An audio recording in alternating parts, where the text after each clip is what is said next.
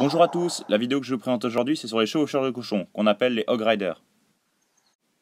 Pour vous présenter cette stratégie, je vais vous montrer 3 replays que je commenterai. C'est parti pour le premier. Pour commencer, il faut savoir qu'avec cette stratégie, il est impératif d'éliminer les troupes du clan, ainsi que le roi et la reine. Pour ceux ne maîtrisant pas bien ce domaine, je vous renvoie à ma vidéo Bien réussir le début. Là, l'attaquant il a déjà attiré le roi et la reine, ainsi qu'une partie des troupes du clan, et avec les barbares il va attirer le reste du clan. En même temps, il dépose une troupe dans le coin de la carte pour pouvoir attirer le reste.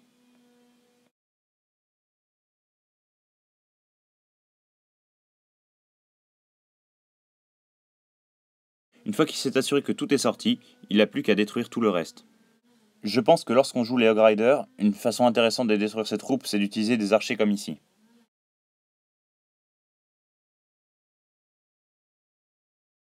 Voilà, les troupes du clan viennent de mourir, il ne reste plus que le roi et la reine qui seront le dernier obstacle. Là, ils lancent tous Hog Riders parce qu'ils jugent que la reine ne va pas tenir. Au niveau du lancement des Hogs, j'ai pu voir deux stratégies, donc celle qui consiste à tous les lancer en même point, comme on a vu ici, ou alors de les lancer à 2 points différents. Ayant peu de vie, il va falloir à chaque fois les aider avec des sorts de soins. Pour brillamment réussir son attaque, l'attaquant doit pouvoir anticiper.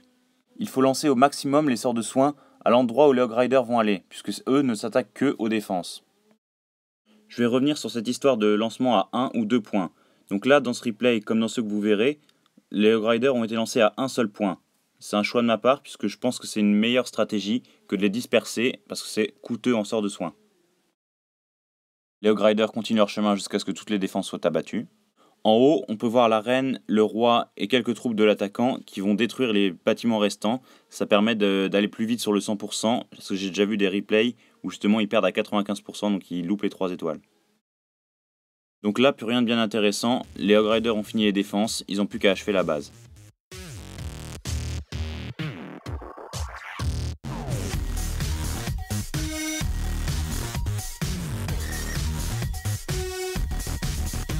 Voilà, on en a fini avec le premier replay qui a été un 100%, on va passer au deuxième. Avec cette stratégie, comme j'ai dit tout à l'heure, il faut faire un travail mécanique, c'est-à-dire le château du clan, le roi et la reine. Ici, l'attaquant a remarqué que le château du clan est hors de portée d'archers qu'il pourrait mettre en haut, donc il a lancé des Hog Riders pour pouvoir attirer justement toutes les troupes du clan. Ensuite, comme dans toute attaque pour ne pas les louper, on amène toutes les troupes en bord de carte. On procède ensuite à leur destruction.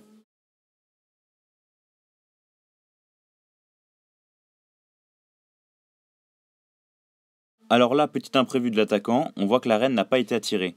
Donc c'est ce qu'il va faire en mettant un barbare ici, et la reine va enfin être attirée pour descendre. Manque de chance pour l'attaquant, la reine arrive à détruire les troupes de l'attaquant en restant à l'intérieur des murs. Donc là ça va poser plus de problèmes parce qu'il va falloir mettre plus d'archers, et eux seront vulnérables à un mortier ou à une tour de sorcier. Par chance ici, il reste quand même en dehors de portée. Le mur étant rapidement cassé, les archers ainsi que le roi vont pouvoir détruire la reine assez rapidement, et là on voit qu'il lance ses hogs. Encore une fois, cet autre attaquant décide de tous les lancer au même endroit. Nouvel imprévu à l'attaque, un Tesla est sorti, ce qui va diviser les Hog Riders en 2 branches distinctes. Le vrai problème, lorsque les Hogs se séparent en deux, c'est que ça devient plus dur à gérer, surtout sur smartphone puisque l'écran est plus petit.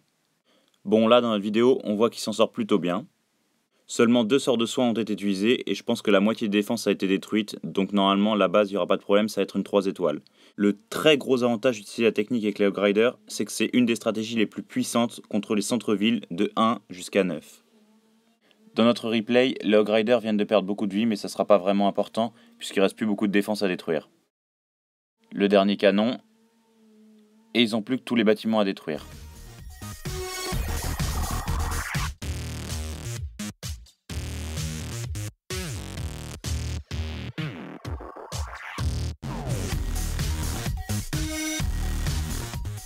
Voilà, 2 replays de fait, on va passer au troisième. Alors, une question que vous pourrez me demander, c'est la composition exacte. Donc justement, j'ai fait exprès de prendre 3 replays de 3 attaquants différents pour vous montrer qu'en fait, il n'y a pas une stratégie et on peut avoir plusieurs compositions différentes. Pour indication, dans les 2 premières attaques, les joueurs ont des hôtels de ville niveau 10 et tournent autour de 33-34 Hog Riders. Pour ce qui est du reste des troupes, ils ont complété avec des archers et des barbares. Petit conseil de ma part, quand on joue avec les Hog Riders, dans ces troupes du clan, ça serait bien d'avoir des unités terrestres qui tirent, donc c'est-à-dire les archers, les sorciers ou les sorcières. Vous pourrez les utiliser facilement pour éliminer les troupes du clan adverse, ou la reine ou le roi. Si vous demandez des Hog Riders dans les troupes du clan, ça pourrait poser problème, puisqu'en fait vous allez les envoyer en décalé, ou alors pas au même endroit que vos Hog Riders à vous, et donc lorsque vous lancerez vos sorts de soins, ils risquent de ne pas être affectés par. Pour ce qui reste de ce replay, je vais en profiter pour récapituler tout ce qu'on a pu voir. Avec la stratégie Hog Rider, comme avec beaucoup d'autres stratégies, la première chose à faire, c'est d'abord d'attirer les troupes du clan. Il est important avec cette stratégie de toutes les attirer, puisque j'ai pu voir un grand nombre d'échecs dus à cette négligence. On attire ensuite le roi et la reine. Une fois que ce travail est fait, on n'a plus qu'à les amener en coin de carte, hors de portée des défenses, pour les détruire. Une fois ce travail fait, vous lancez tous vos Hog Riders en un point, ce que je vous conseille, ou en 2 endroits vraiment proches. Lorsque vous voyez que vos Hog Riders commencent à être trop abîmés, vous lancez un sort de soin sur les prochaines défenses où les Hog Riders iront. Si vous avez suivi ces étapes, il n'y a pas de raison pour que votre bataille ne se termine pas sur une 3 étoiles. Petite précision avant de finir, je vous avais dit que le Hog Rider était une des meilleures stratégies contre les hôtels de ville de niveau 1 à 9. Contre les centres-villes niveau 10, la remarque reste la même, uniquement si la tour de l'enfer est placée en position cible unique. Face à des tours de l'enfer placées en position cible multiple, je vous déconseille fortement de vous attaquer à eux, puisque leurs rayons annulent les effets du sort de soin. Cette fois-ci, je pense avoir tout dit, mais si vous avez encore des questions, n'hésitez pas à poster des commentaires et à vous abonner à ma chaîne. A bientôt!